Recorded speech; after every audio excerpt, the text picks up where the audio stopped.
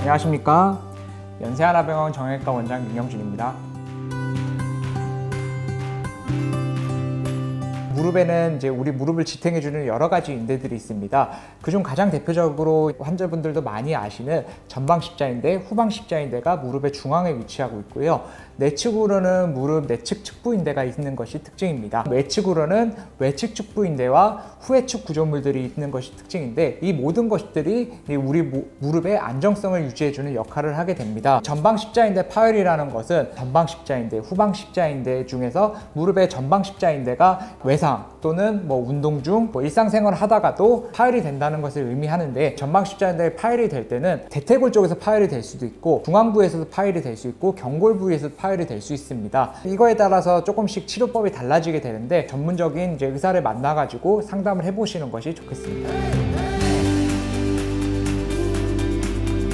일반인들이 발생하는 경우는 사실 많지는 않죠. 일반인들도 보통은 스포츠에서 발생하는 것이 대부분이고, 일반인들이 하는 스포츠 중에서는 축구, 배드민턴, 스키 이 정도가 자인대가 파열이 많이 발생하는 운동이고요. 많지는 않지만 그냥 걸으면서 발이 삐끗해서 넘어졌을 때도 운전 줄 알았는데 알고 보면 그냥 전방 십자인대 파열이 발생하는 경우도 있습니다. 대부분 전방 십자인대 파열은 남자가 많을 거라고 생각하기 쉽지만 여자분들이 약 2배 가까이 높은 것으로 알려져 있습니다. 원인에 대해서는 사실 그렇게 많이 밝혀지지는 않았지만 여성분들에 대해서 전방 십자인대 손상이 많이 나타나는 것으로 알려져 있습니다.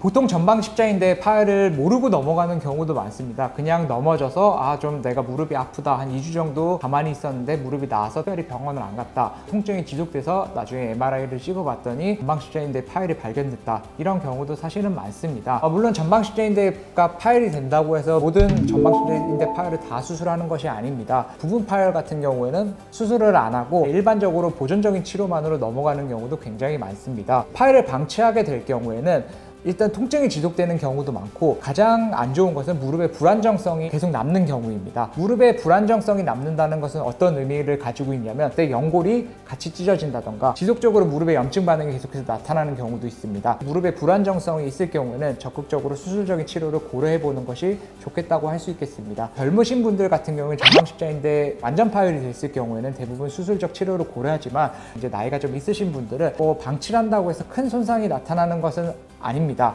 환자분들이 보존적인 치료를 먼저 하고, 그런 다음에 무릎의 불안정성이 심할 경우, 다른 동반 손상이 나타났을 경우에는 수술적 치료를 고려해 볼 수도 있습니다.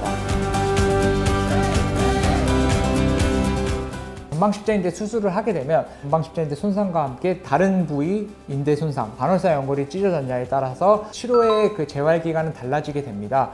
만약 전방 십자인대 단독 손상이라고 한다면 재활 시간은 굉장히 빠르게 진행이 될 수도 있습니다. 바로 보행을 시키는 경우도 있고, 약 2주 정도의 최소한의 보호만 한 채 재활 치료에 들어가는 경우도 있습니다. 근데 일상생활로 복귀한다고 한다면 가장 중요하게 생각하는 게 내가 언제부터 운동을 할 수 있어요 라고 하는 것입니다. 정형외과는 전문적인 용어로 리턴 투 스포츠, 즉 RTS라고 하는데, RTS 기간을 잡는 것은 전방 십자인대 수술을 할 때 타각원을 썼냐 자각원을 썼냐에 따라서 약간 다르지만, 자각원을 썼을 경우에는 7개월에서 8개월 정도로 타각원을 썼을 때보다 빠르게 진행이 될 수 있고, 타각원이라고 한다면 조금 더 시간이 걸리기 때문에 운동으로 복귀하는 기간은 9개월에서 10개월 정도로 잡는다고 볼 수 있겠습니다. 감사합니다.